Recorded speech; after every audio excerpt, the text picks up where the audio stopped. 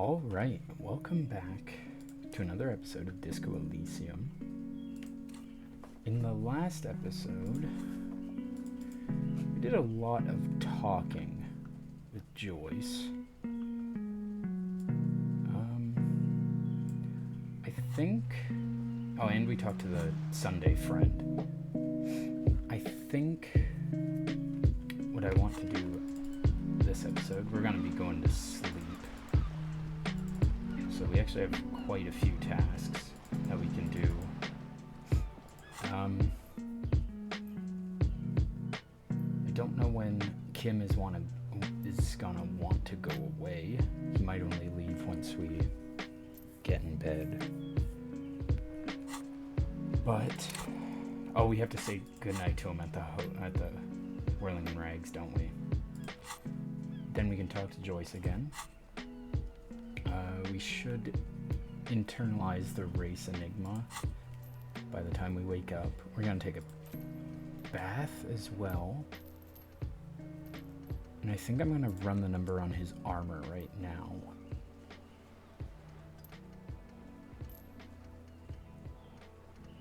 And then a lot of the other stuff. Most of the other stuff is for Wednesday. I could also talk to Cindy right now, but about the fuel she's using.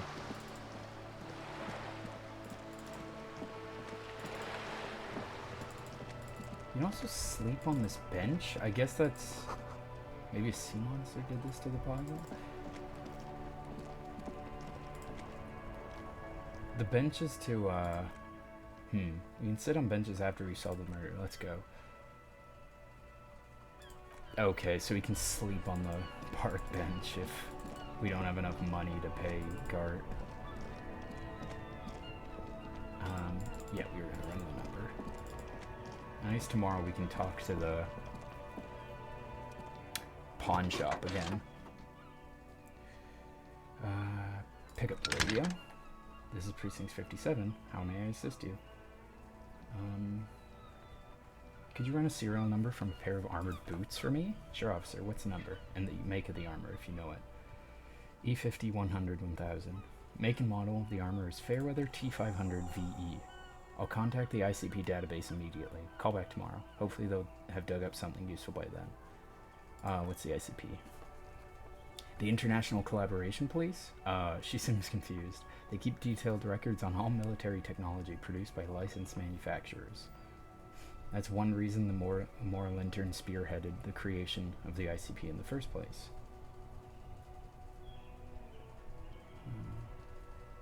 That's it for now.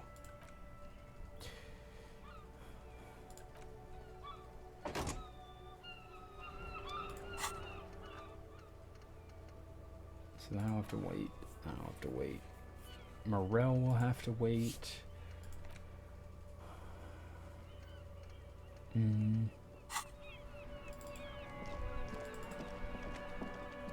I think we can get rid of Kim now.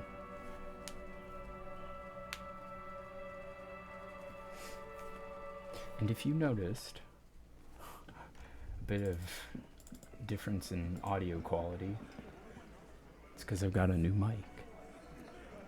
And I'm kind of enjoying it. We also need to talk to Titus as well. It's not time yet still.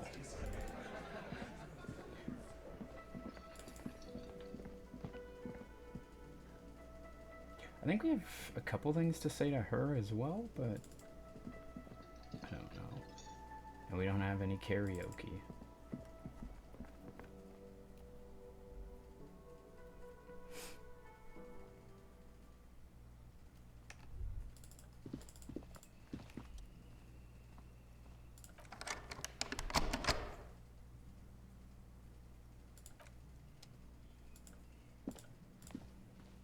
Yes?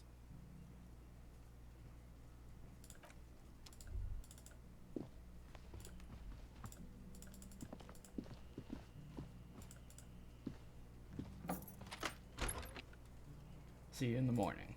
Cool. Yes?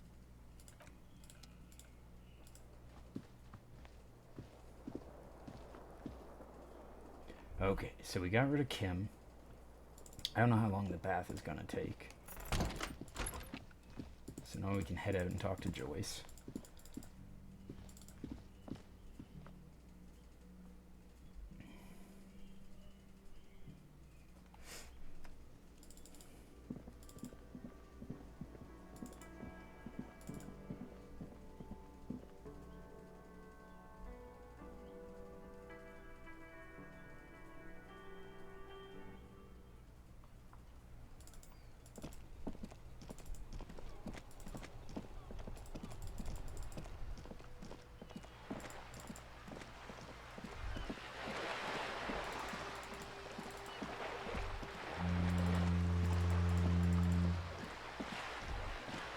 Cindy might actually be up as well, so we can get fuel off her. Yeah, she is.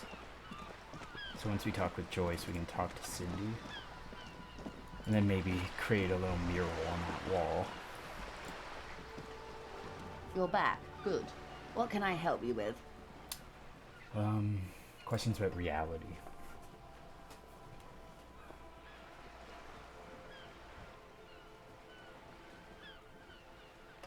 Oh, actually, that's not that bad. Maybe if I talk to her about the Pale, I might be able to think of someone close to me. So, now that we're alone, what is Pale?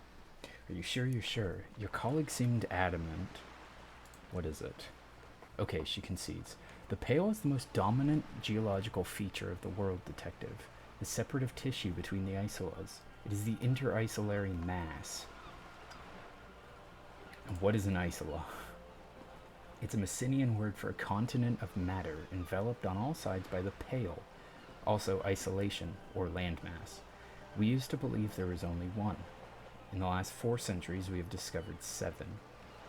Mundi, Sol, Samara, Ilmara, Grade, Katla, and this Insulind. And Insulind is an oceanic isola. It comprises mostly of water. Mundi is the largest, Katla the coldest, Insulind the bluest. What can I say? Each is perishing in deer. What is the Pale like?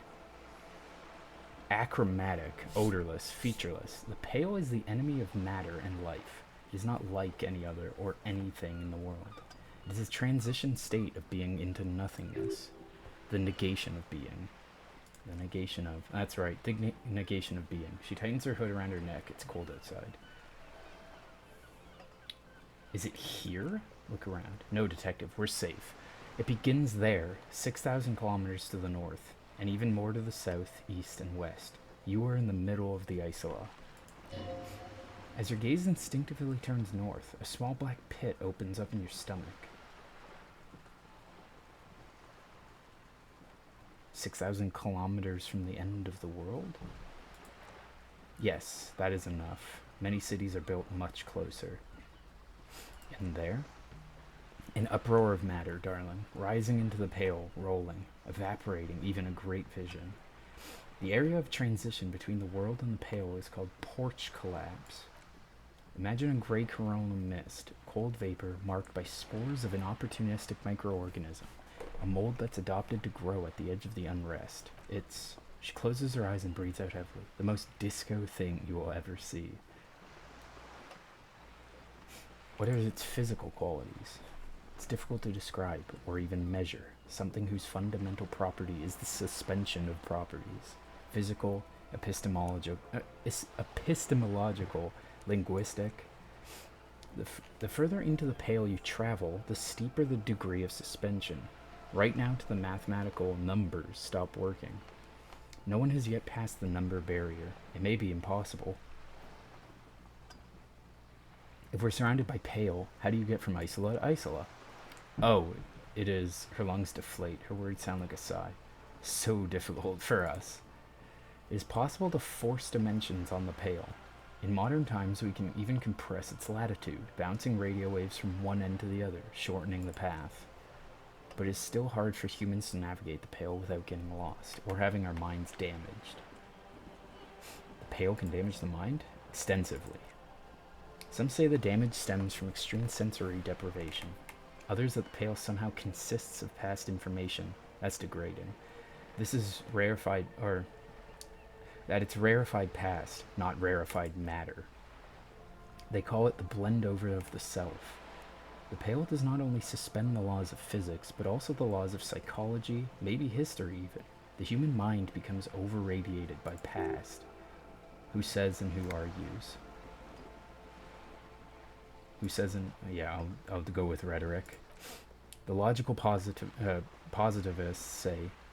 The dialectical materialists argue. What does the over-radiation feel like?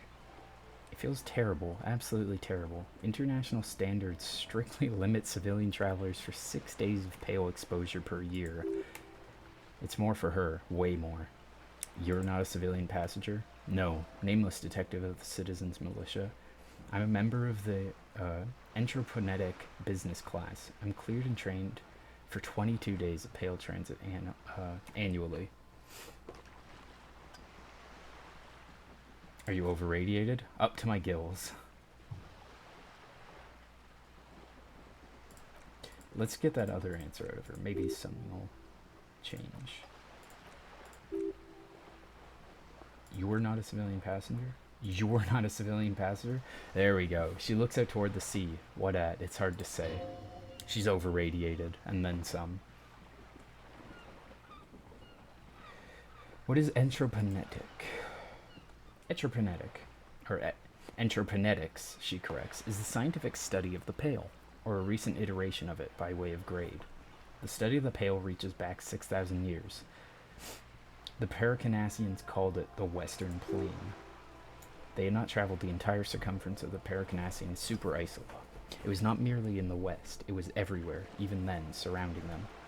Did they cross it, the Western Plain? There are signs of terra-modern crossings.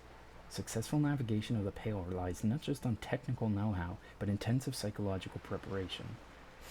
Some of these tactics have been known for thousands of years. And what have they changed? Nothing. We remain powerless before the Pale. The only real advance in Pale transit is the speed at which an aerostatic craft can pierce it. Less exposure leads to less effects later. Aerostatic craft? Planes! Hybrid airships, detective. Conventional rotors or jet engines no longer add velocity at the point of reference for motion is suspended. Once you've crossed from near Pale to far Pale, in essence, we throw them in and they come out the other end, if we throw them precisely. And if we do not, then they don't. Gone, like a skipping stone beneath the surface. I guess that's kind of like the Warhammer 40k universe, where when they warp dimensions, they can sometimes get stuck in between, and then they're just stranded forever. How much Pale is there compared to the world? Probably a lot. The Pale outweighs reality 2 to 1. There's more Pale than there is matter, and the ratio is slipping. Slipping how? To our detriment? Or what do you think, detective? It's growing. There's more and more of the Pale. One of the few measurable effects of the Pale is that it is expanding at an unknown rate. An intuitive conclusion of that development is that one day the Pale will cover everything, but that sort of talk is mostly left to extremists. Where would we go? Yeah, cover everything? That can't be. Where would we go? Most people, and indeed most private and government sector organizations, entire civilizations and religions even, find handy ways to ignore or downplay that knowledge. I suggest you do the same. Off we go. You see the hangman's mouth open. Off we go into the wild Pale yonder. One and all, she closes her eyes. They say Pale is death, but for the universe. Why should we just leave and leave? And the world get left behind?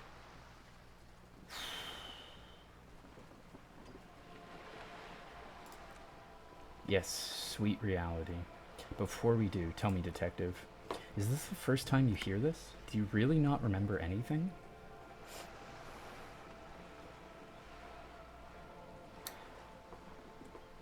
I sometimes sense vague shadows of the past, but it's not good. Then tell me, what do you think of the Pale?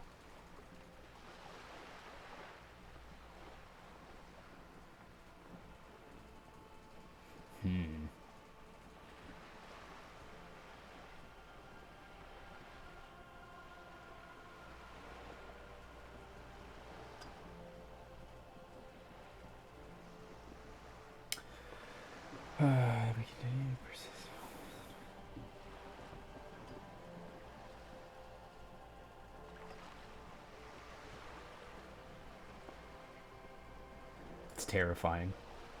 Her eyes tense. Crow's feet radiate from them. She observes you. Your bloodshot eyes and swollen face. You really don't know. You really didn't know. This does not spell good for the investigation detective. If you don't know even this, then she stops mid-sentence.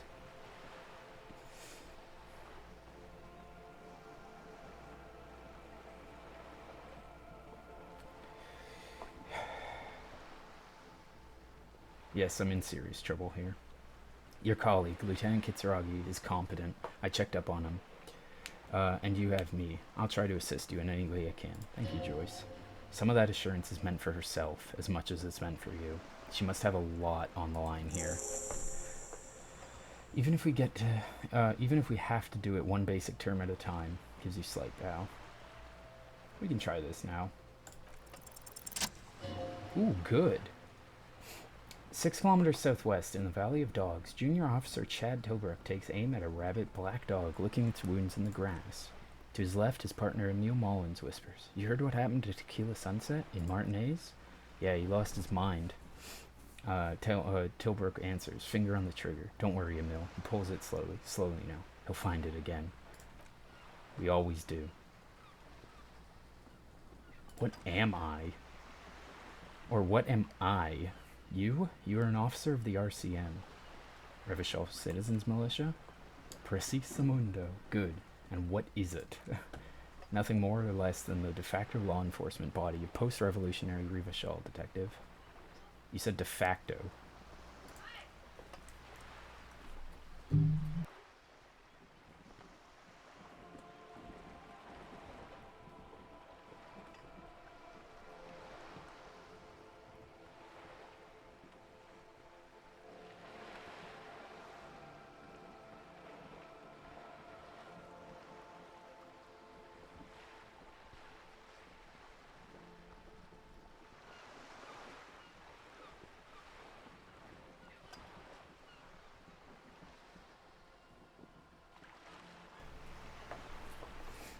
You said de facto? Yes, that means not de jure. The RCM acts in what is poetically called the twilight of international law, both at the behest of the coalition government and to its chagrin. Jeez, my vision's real bad. From back here, the behest looked like BCHEST.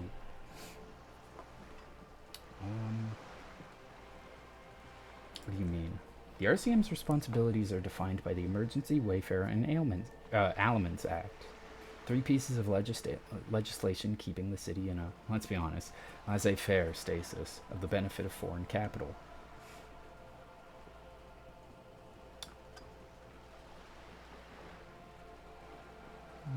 So I'm basically a lackey of capital. So I'm basically going to avoid the subject and ask the next question. Yeah, I'm a lackey of capital. There's nothing basic about your role, detective. It's true that the RCM keeps everything the way our seemingly permanent provisional rulers like it. She leans in. Yet on the other hand, I know these people. I deal with them daily. Let me tell you, dear, they are not fans of you. Why? The post-revolutionary decade was a disaster for the coalition government. Revachol in its 20s was hell, especially on the west side of the river. Gang warfare, the botched privatization scheme, nuclear pile meltdown. They call it the international zone because no nation wanted to claim responsibility. The RCM restored peace where the coalition failed. A true blue citizens initiative, she smiles. They will never forgive you. So, permit me to conclude with this. Who you are, to me, is the police, the only legitimate law enforcement authority in Revachol. Thank you. And if those authorities drink so hard they need help recalling the basic terms of reality, well, I'm here to help. Can I get anything out of her? Okay, that's it for who I am.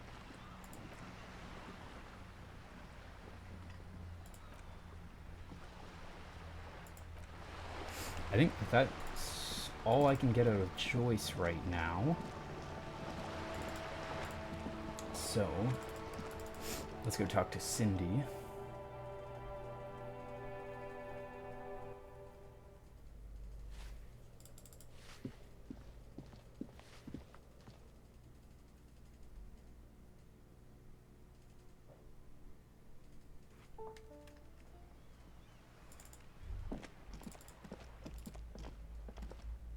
Hello again, officers.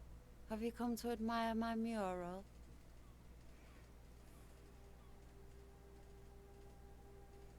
So you won't talk about the murder, but maybe you can tell me something about the murder victim's missing armor? What do I care about some fucking tin eggshells? Isn't armor art? Art for the body? Come on, Cindy, just help me out here. Cool. Alright, sad piggy. I'll give you this one. I saw a little girl in the fishing village running around with military-grade handwear. Looked cute as hell. If you haven't been there, the village is the shithole down the coast from the main plaza. She waves her hand in the general westward direction. Have a good time.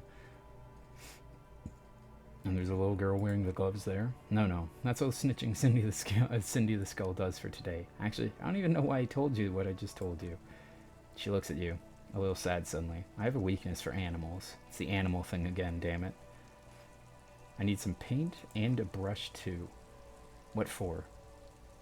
I'm doing renovations, boring but necessary for my motor carriage. The apocalypse is coming, I need to warn people. For art. It's for art, okay? Well, if it's for art, but what kind of art are we talking about?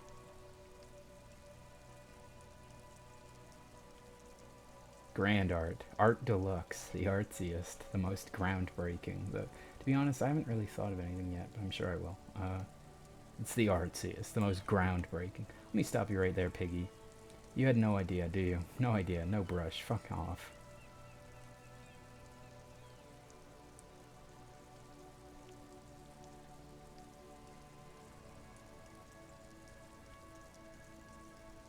You'll see. You will all see and tremble.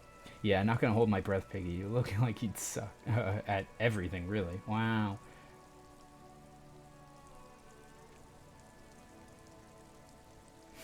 Damn. My conceptualization's so high as well. And I can only do that once. Oh my goodness.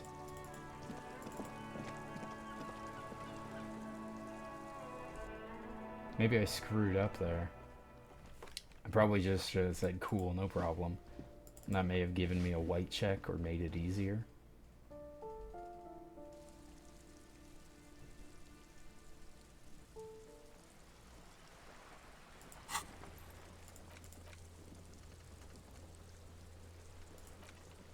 I'm also gonna I'm actually gonna go to the ice fridge real quick and see how difficult it is gonna be to get this guy's boots off him.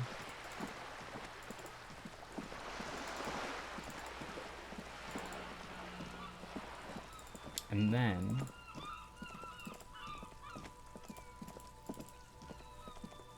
I think I'll take a bath and head to sleep.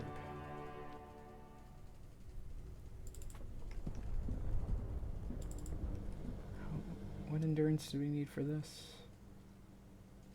Try to crack open the lid.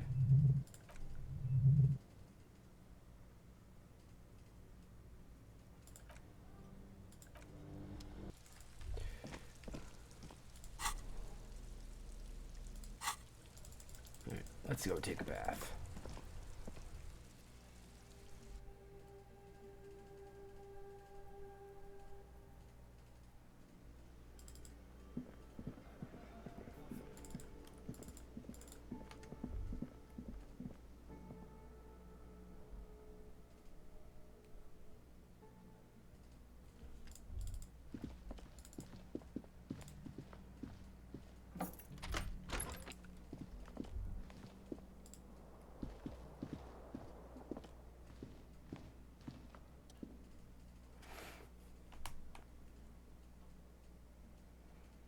I want to live forever with the corpse smell. No, thank you. Run yourself a bath. Bathtub slowly fills with water. The water beckons. Undress, close your eyes, and submerge. The water is only lukewarm, but still comforting. Like amniotic fluid, a few beer cans are bobbing up and down along your flanks like sad duckies. You feel nice and lonely. You are, and so tired.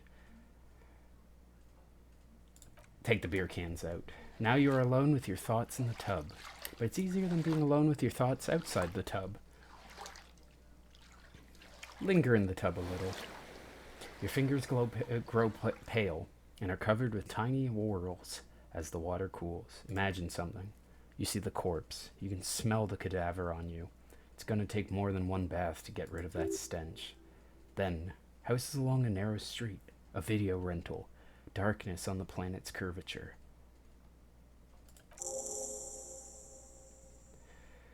The waterline recedes as you stand. You are cold now. Your clothes stick to your still moist skin. Ew, don't say moist, please. Okay. I am prepared for the limbic system and my reptilian brain.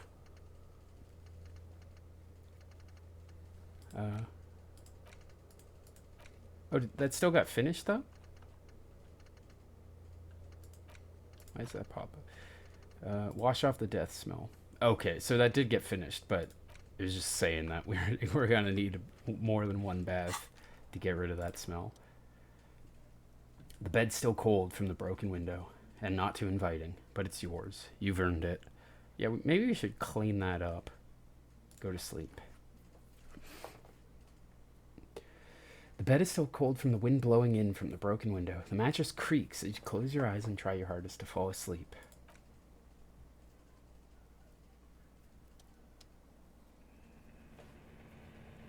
Here we are again, my broken bud.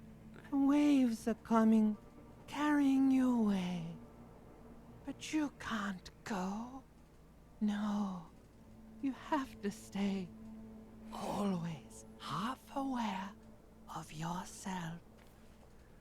You're not cooperating, brother man. Why? It's your disgusting body. Even through your sleep, you feel a vague discomfort suffusing it. Your belly and your sides are unpleasantly tender. You wish you could curl up into a fetal ball of safety. But you cannot, because of the pain. That pain in your right side is your enlarged liver, by the way. As for your kidneys, you've really been compounding the damage lately. But this suffering, it must have some kind of meaning. A story that will come out of it. Perhaps even a story that you will write yourself.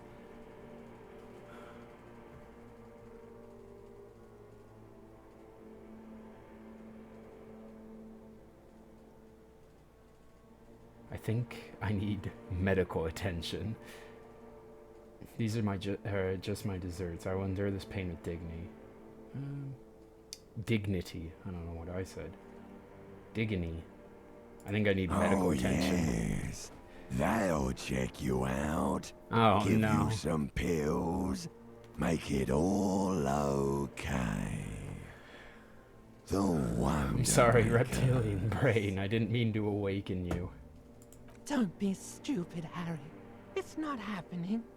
They don't make new kidneys and livers in hospital.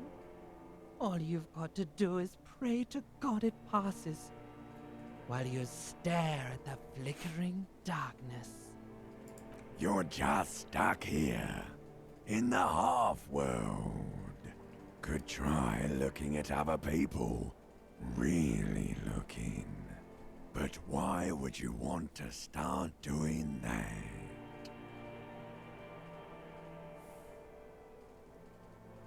Human beings will always betray you. I will. I'm looking at people all the time. I like them. Human beings will always betray you. How many promises have you kept lately, Sir Harry? To the great see-through world. The tenderness. Thou art honorable and just, sire. 'Tis the snakes who are vile, hissing in the grass. Come now, humans have earned your trust, and you What do you theirs. think you're doing right now? Coming to some greater awareness? Look at all these lights, blinking in and out of existence. Thoughts. You're just pretending that you're asleep, even to yourself, while the world goes on without you. Let it. Let it. But it never seems to let you go, does it? Time to rise and wipe that shining sweat off as best you can. Gather your bearings. Rock and roll.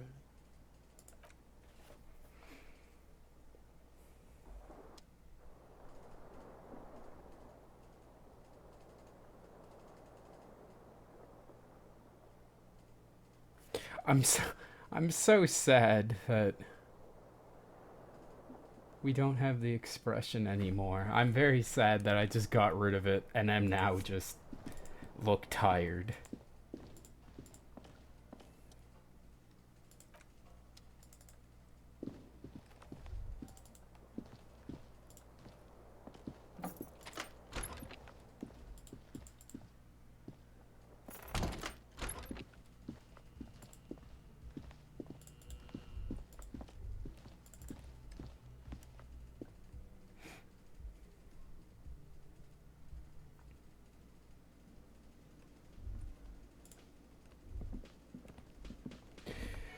Morning, Kim. There's a bunch of new people as well. And something over here. The tomatoes are so thinly sliced you can see through them. Ow.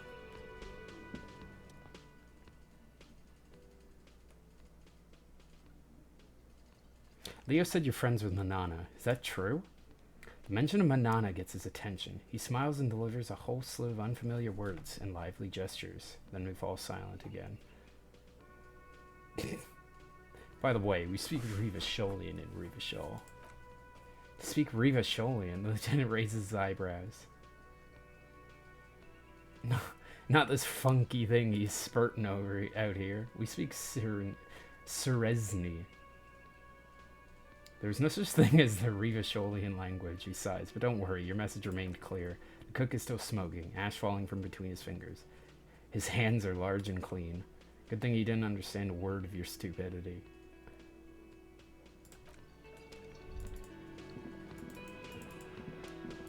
Oh, can we... Maybe we need the super pry bar for this as well.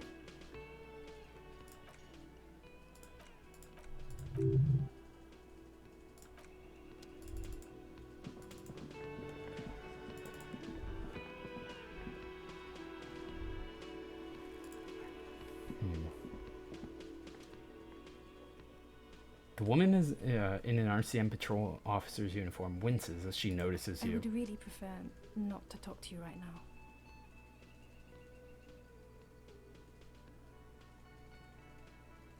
Hold on, you're a cop with the RCM? Yes, I am. I want a murder investigation. Are you the I'm cavalry? definitely not the cavalry. Is everything alright? Why don't you want to talk to me? I don't know. I mean, why would I want to talk to you?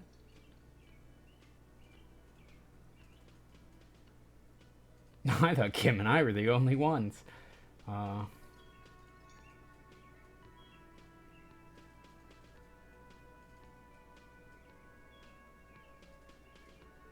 Ever wronged you? I've done that to a lot of people. No, you haven't wronged me. It's okay. She shakes her head and breathes out. Okay, fine. Let's talk. What did you want? What does one talk about with a fellow officer? What precinct are you from?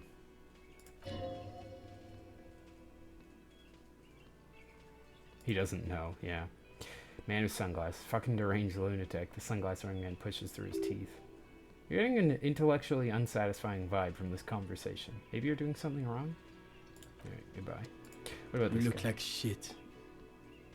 Ruffled face reflects from the man's sunglasses. And I don't mean that as a metaphor. You look like shit, asshole.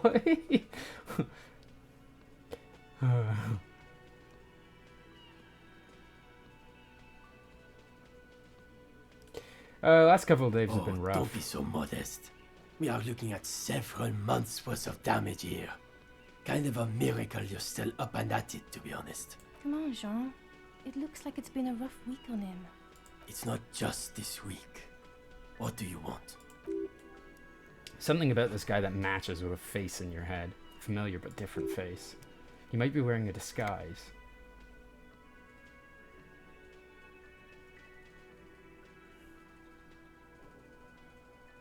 Kim, who's this guy? Yeah. I'm not getting involved in this. It's not my style, he thinks, glancing at the man in sunglasses and the one beside him. Oh boy, they're mad at him. No wonder. He just doesn't recognize them.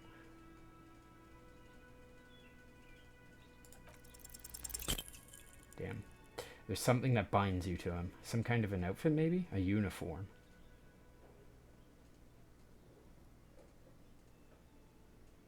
I understand the uniform is metaphorical. I'm actually seeing the working class, right? Firefighter's uniform? Animal control uniform? A nurse's uniform? I want to say yes, I think. I don't want to ask that. Yeah.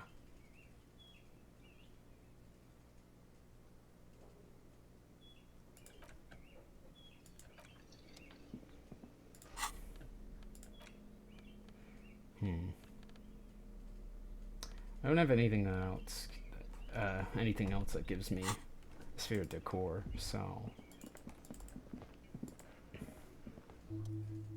Oh, there he. Oh, geez, I didn't even realize it was him. Hi, gentlemen. Another rendezvous? There he is again, the smoker in the balcony, right here in the whirling in rags.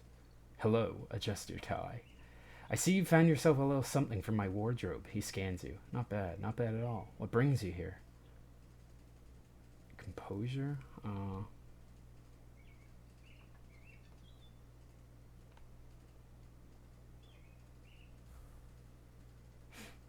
What are you doing here? Admiring the atmosphere, he smiles. What about you, officer?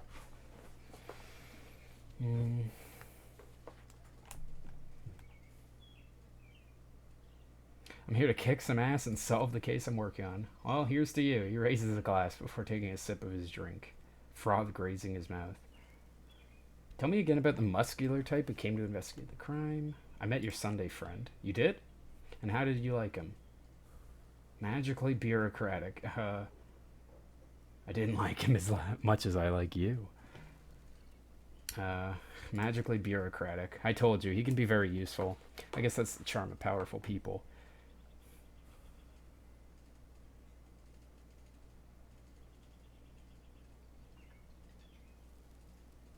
Who is he? A visitor from the first world. He's not like you and me. He can always return. Return where? To his opportunities in Occident, Sur la Clef. Still, he breathes in and keeps his lungs filled for a moment before letting it out. His coming and going brings some life to the village.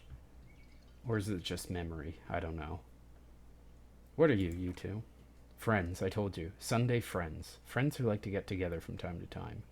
What does it mean, a Sunday friend? He sighs. That he won't be there when times get tough, I guess. Is that even a friend? It is. On Sundays. I want to talk about you. What about me? Gendarme. About this hat I'm wearing. You can keep it. I don't mind. I can appreciate beauty when I see it.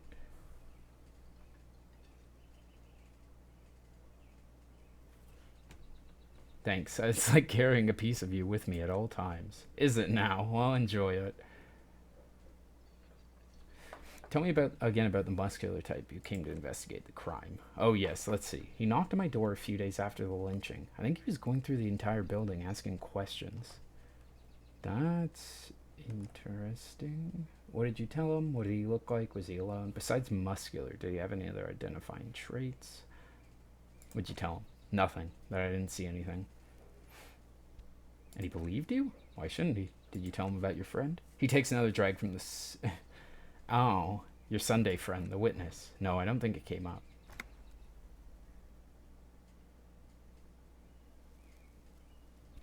What did he look like? Muscular, handsome. He shrugs nonchalantly. Strong, like one of those military types. Was he alone? Yeah, but he was speaking to someone on his earpiece. Yeah, you know, one of those fancy, tiny speaker microphones that fancy security guards sometimes wear. What was he saying? Just reporting back whatever I was telling him. Besides muscular, do you have any other identifying traits? Let me think. He turns his eyes upward in recollection. He had an accent. He sounded like one of those mercenaries. He sounded vaguely Orignies?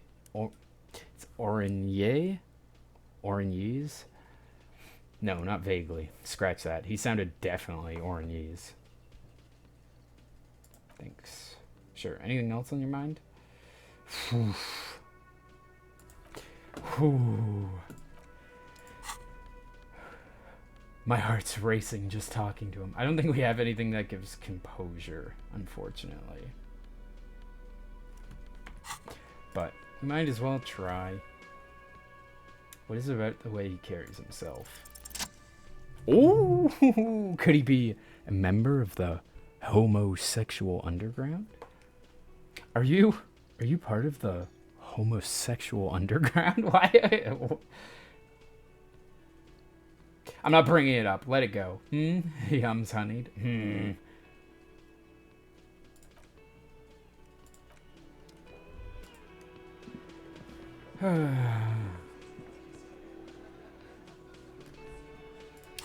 Okay, so should we talk to Titus or should we do the water lock? That is the real question. Let me handle this. Yeah, that's what I assume. The woman says to the crowd in the mess hall before turning to you. Detective disorientated. Are you still wondering where you are? This is Martinez, in case you've forgotten. I advise you not to overstay your welcome. Her entire character is shifted. This young woman is cold as ice.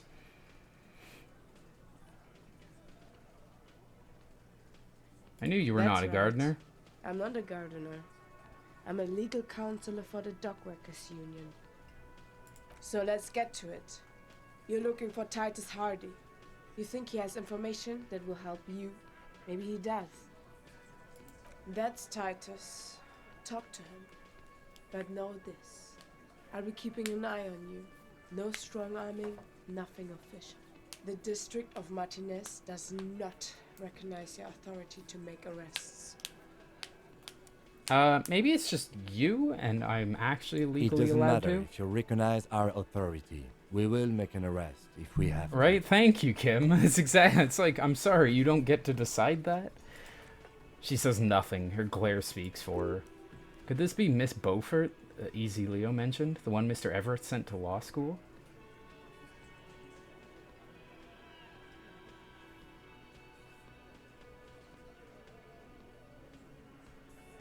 Are you Lizzie? Elizabeth? Miss Beaufort?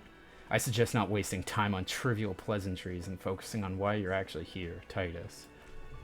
Even though she has excellent control over herself, something moved behind her eyes, in the way she stands, in her face. Easy Leo told me about you. He likes to talk a lot. You're not here to chat up the legal counsel. You're here to question these men. What if I'm here to see you? What's your role? Like I already told you, I'm a legal counselor. Do you have any hearing problems? What if I want to talk to you, not Titus? What you want is of no significance, officer. Don't test your authority. In Martinez, you are no one. What are you gonna do? The lieutenant is not satisfied with the approach. What are we going to do to you? She says, laughing. It's cold laughter, devoid of joy. The union isn't gonna do anything to you. It's not a crime syndicate. It's a labor organization. Goddamn right it is. If anything, it is the RCM who do things to people. But we digress.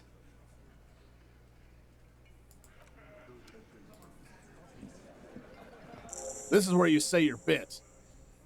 Broad-shouldered man points at you with a beer can. Detective? Lieutenant acknowledges you with a sharp note. He's leaving it to you. Don't say anything yet. Hey, dipshit. You hard of hearing or something? The boss man's talking to you. Do not let their squeals disturb your serenity. These are but simple peasants, sire.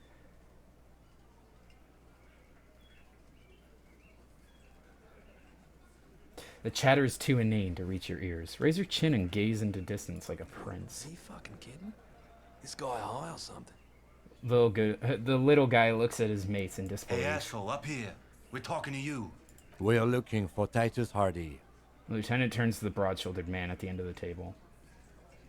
We need to talk about the man hanging out back. This is about him? A real looker, that one. You sure took your time, huh? Waiting for him to get all ripe and pretty for you. Oh, he was a real pretty boy. Hanging up there, letting out that pretty boy smell. I can't for the life of me understand why you did it. I mean, I would have just left him up there. You must really like cleaning up other people's shit. You might want to start asking your questions now. It's not going to get better than this. Do a head count first. Connect these men to the tracks you saw in the yard. Chances are they're going to match. Scan the room. Starting from the right, boots size 44. Blonde man in his 30s. Overbearingly masculine. Sitting on his right, standard working boots. Size 45 or 46. Eldest in the room. Probably mid-50s. Smoker. Quiet. Across, at the other table, hobnailed working boots. Size 43. Gang tattoos. Mesker Sarah Merizian in his late 30s, early 40s. And then standing working boots, steel reinforced toes, size 46. The big dick, wide at the shoulders and lean at the hips. Rugby cap, fingerless gloves, and numerous scars. Little under 40. The emblem on his vest says Rowing Club. A little patch below it reads T. Hardie, Captain. In the far corner, standard working boot, size 44, 40-something, non-alcoholic beverage in hand. You squint. Is that a plectrum? Where? On his neck. Forget it. It's not important. Let's call that one the musician. And the little guy? Size 41 with the light step. Not a child after all. An older man with a rat face, mean watery eyes, and 2 front teeth missing. In the middle, heavy and wheezy, big guy. Boot size 46, deep marks. Probably carried the victim over. He alone is 130 kilos, and the man in armor that you could easily exceed 220. In conclusion, these 7 are the actors of the crime scene. Footprints were theirs, but there's a discrepancy. One of them's missing. The odd soul? Exactly. You stood there for about 4 seconds, not saying anything. Hit them with questions. Where's the 8th Hardie? Sorry. Found 8 sets of footprints, but there's only 7 of you. Where's the 8th Hardie boy?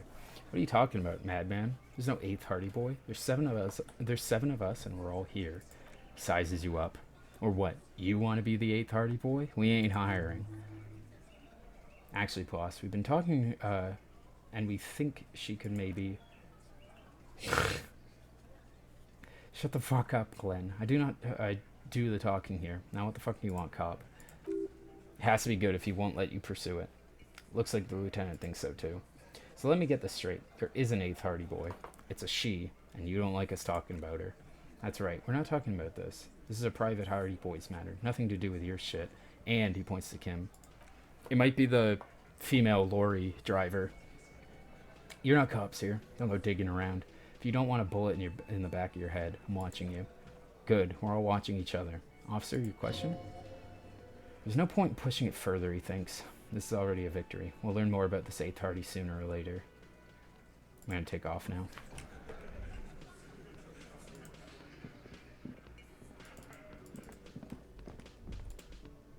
Can we talk to Kim about that?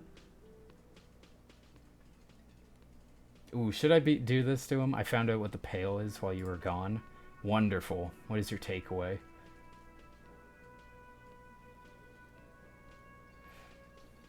Wait, you're not surprised? I can't stop a grown man from learning about the fundamental geographic and anthroponetic features of the world, can I? Perhaps I shouldn't have tried, he thinks. Perhaps I was overprotective, is what's insinuated. It seems unreal. It all seems unreal, detective. In actuality, the pail is no more unreal than, say, water, or death, or that we're stuck behind our eyes, between our own ears, talking. Excuse me. Large topics are not my forte. You seem stable enough. Keep it that way. Now, is there anything else we should get to it?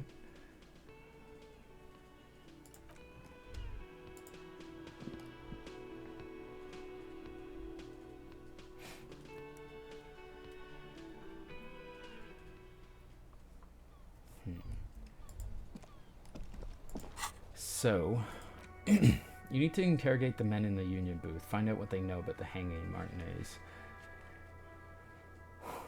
I did say we should wait. So, okay, I've said I'm going to do this for a long time, so I'm going to do it. I'm going to put a point in endurance. Because I think 3 is a good sweet spot. where we won't get destroyed. Oh, maybe I can talk to them about the... if they know anything else about where to find rifles. It is such a pleasure to see you again, officer. How may I aid the citizens, Militia, on this fine day?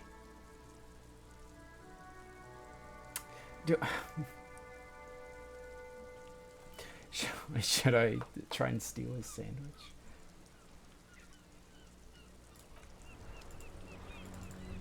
I don't think I should try and Officer! God damn it, pull yourself together, René. What do you want?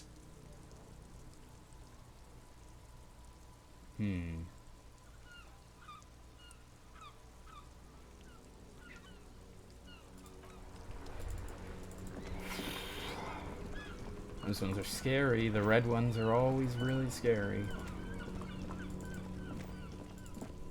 Is there anything I can buy? Anything else I can buy? Everything's still cool here, officer. You keep coming back. That's good, officer. Keep browsing those clothes. Keep saving that economy. What are you talking about? Haven't you heard, officer? We've got to be economically conscious. Recycle your cash. Keep it in circulation. Don't buy new things. Buy eco. Thanks for the advice. I'll try to be more economically conscious. Very cool. The economy thanks you, officer.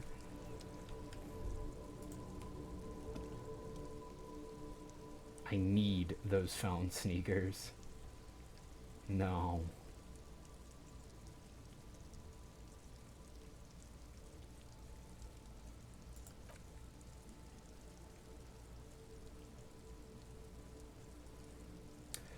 Oh, can't I just buy the sad conquered Samarin speakers? No way, officer. Those aren't for sale. They're bad speakers. Lo-fi socialist junk, but I need some speakers. Well, if you want them... But see, these are the pedestal for my sneakers. If I let go of the speakers, where will the sneakers go? I can't leave premium lifestyle sneakers on the ground. If, on the other hand, you wanted to buy the sneakers too, I can maybe throw in the speakers for a little extra, 50 cents. Damn, so you have to buy the sneakers first. Okay.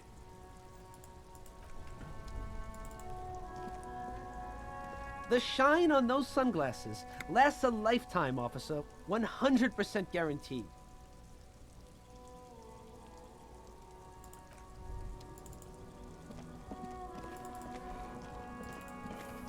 Oh, these guys are here to fix the water lock?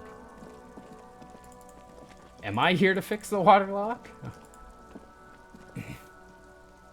A rusting control panel with loose wires dangling out from the hole where the indicator lights used to be, and a mechanical lever sitting in the middle.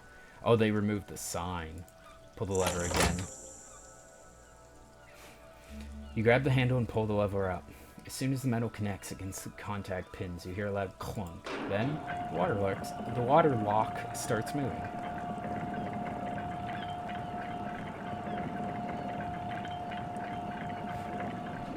Kerchong.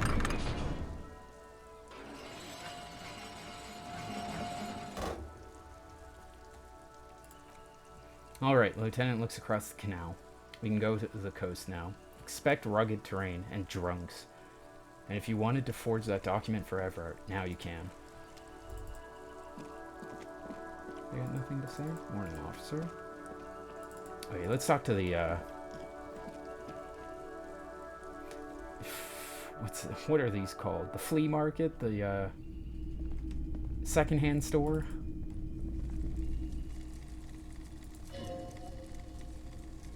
Ooh. You see rows of toy soldiers guarding the rest of the trinkets displayed on the table. Some on horseback, others in rags, others yet in bright blue uniforms. All are stern and unyielding in their duty. Try to find something pretty and cool here, and use it to win her back. Win her back? Yes, buy something nice, a figurine. Inspect the knights on horseback. Big men on big horses, clad in lamellar armor and carrying flintlocks. The kind that would mow down a line of enemy soldiers in the blink of an eye. Who are they? Franco-Nigerian knights. He looks at the dusty figurines in the dim light. I used to be very serious about these guys. A long, long time ago. Blue uniforms? They're not all blue. These figurines are also wearing gold coats and caps, complemented by orange trousers. They're variously posed, wielding swords and rifles with bayonets. This looks like Rene, the old guy who was playing petanque. This is what the loyalists look like, yes. At first. Then they wisened up and got camouflage. Are these royalist soldiers? Which ones? The men peers from his glass box. Ah, those. Yes, they are. I find the paint job a bit gaudy, but children like bright colors indiscriminately. Inspect the figurines. This set of soldiers is meant to look impressive. A few have rifles, but most of them carry pistols, even some shovels and tall sticks. Are they even soldiers? You're probably talking about the revolutionaries, yes? Yes, they are soldiers. Revolutionary soldiers. I think their poverty has been exaggerated for effect. When you place them next to the royalists, it doesn't seem like they could possibly win.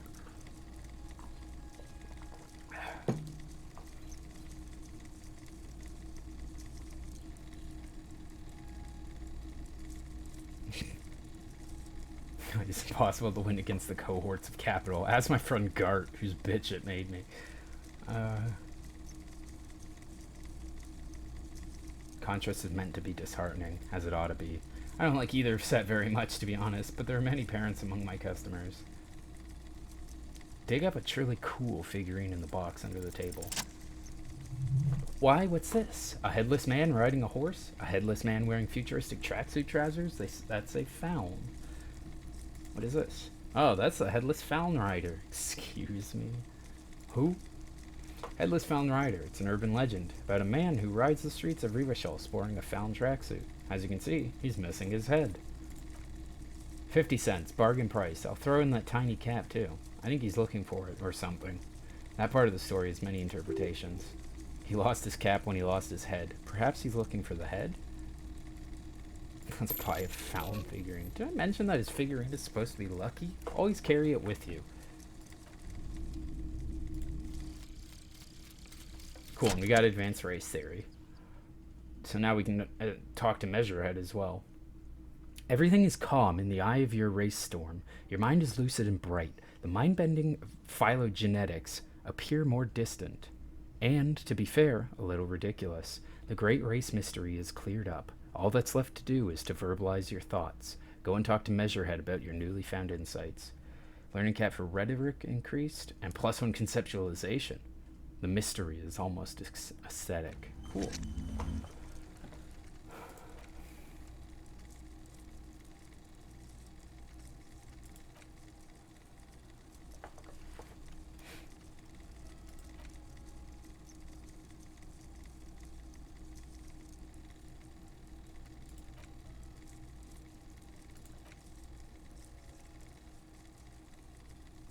I might actually forget this eventually, because I don't want the -1 empathy.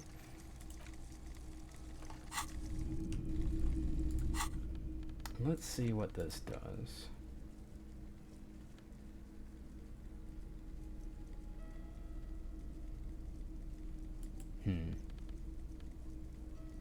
It's only worth 42 cents.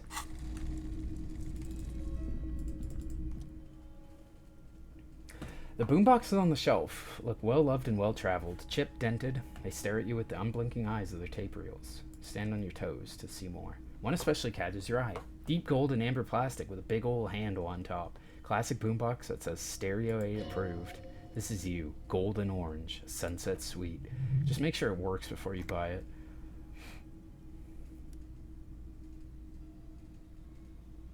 Are you sure this is all in working order? Absolutely. I've tested each one myself with recordings of speech, found sounds, and music from a variety of genres. Even though, he grimaces, I don't really like music. That's odd. Why doesn't he like music? Don't like music? What do you like then? The stuff I record myself. Silverware shaking in drawers as motor cars race by. Nocturnal animals climbing on the roof. Airship rotors, that kind of thing. Maybe you should ditch music as well. Get into these more experimental sounds he's describing. Stereo 8 approved machine here is the Harman Waushi W02 made in Vesper, designed by Soul.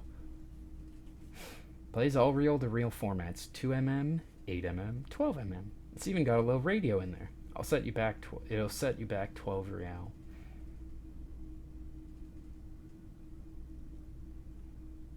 I really want, oh, do I have that full tape? Or it was empty, isn't it? Could this device come in handy with my police work? If police work means playing tape, sure, you can use it for that, or any other time you need to play tape. It's an empty cassette, though. That's what I thought. And I still haven't sold that, maybe I should,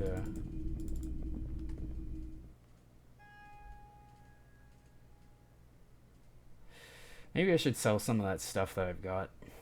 I don't know, though.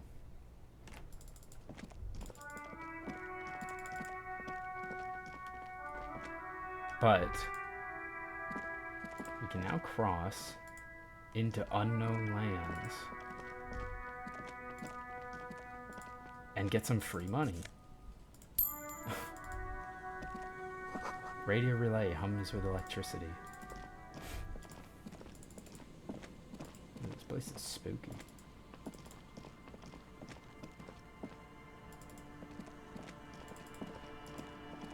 Ooh.